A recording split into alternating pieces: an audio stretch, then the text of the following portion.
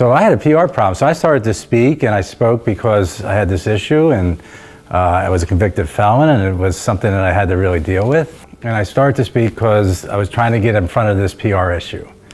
And what happened is I hit a chord with people. I hit a chord. They emotionally connected to my story. It was a story of perseverance. It was a story of hope. It was a story of faith. And they connected to it. And so for me, I just started to tell it more often. I told it to large groups where there'd be more than 1,000 people, or I told it to small groups where there'd be 20. And after a while, they were coming up to me and they wanted more. They were saying, they were really asking, they're saying, you know, great story, exciting, but how did you really do it? How did I do it? And certain themes started to appear. These themes, you know, over and over again, were the things that I put together that said, hey, these are the choices that I made in life. These are the choices that allowed me to not be defined by my worst moment.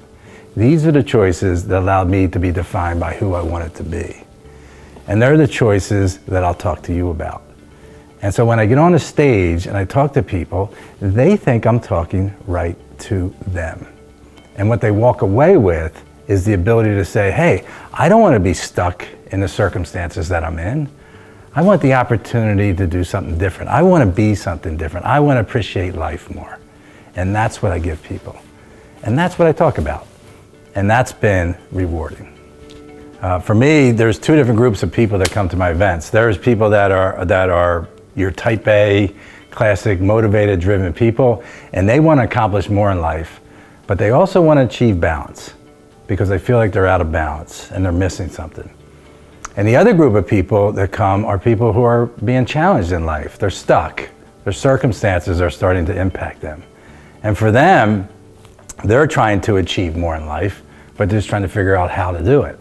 And so what I try to do is I try to say, hey, not only do I have an exciting story to grab your attention, but the really important part is, hey, you can walk out of here with these 5 choices. And as you start to apply these 5 choices to your life, you'll start to appreciate life more. Because life's a marathon, life's not a sprint. And most of the people I see are either sprinting or stuck. And for me, my goal is to say, how do I get you out of the stuck part of your life? And if you're sprinting, how do I get you to enjoy life? And that's what these 5 choices will allow you to do. I have multiple keynotes. For me, the one keynote is basically just an address where I talk about my accident and what happened, and there's a story of perseverance and hope. There's another one where I bring in these 5 key questions, these 5 key choices that you can use and what you can walk away with. So I have multiple ways to do it. You know, sit on the sidelines. You can't just procrastinate. You can't just, you know, complain about life. You got to embrace life. You got to be able to attack it. You got to be able to say, let's go out and make something happen.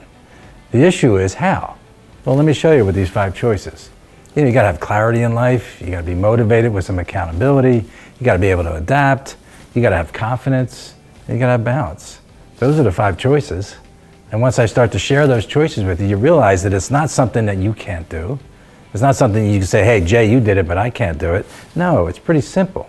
The reality is you just got to follow it and follow through. And when you do, you actually have the ability to define who you want to become. That's powerful. Anybody coming to one of my speeches, they're going to be emotionally charged, but I want them walking out of there thinking that they're going to become, and the actionable items of how they become a different person. The feedback I get when I come off the stage, you know, is amazing. You get a lot of, hey, great speech and all that kind of stuff, which is fulfilling and nice. But I can't tell you how many people open up to me about what's going on in their lives. Pretty raw emotional things, especially for that kind of setting. But mostly I want them to start saying, what are you going to do about it? You know, stop being stuck in your circumstances and start taking control and defining who you want to be. And so for you, what I'm hoping is if you listen to me and you listen to me dialogue or you listen to me on a stage, you take these 5 choices and it allows you to define who you want to be in life.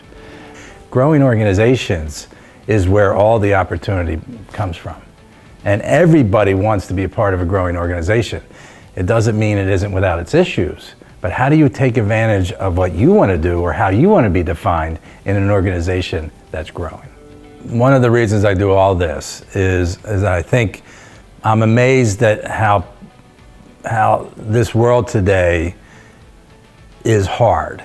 It's tough, but people make it harder and tougher than it really has to be. And for me, I'm always amazed with just a little bit of guidance and a little bit of encouragement that people can change their environment. I mean, they can change who they are and change what they do for the better.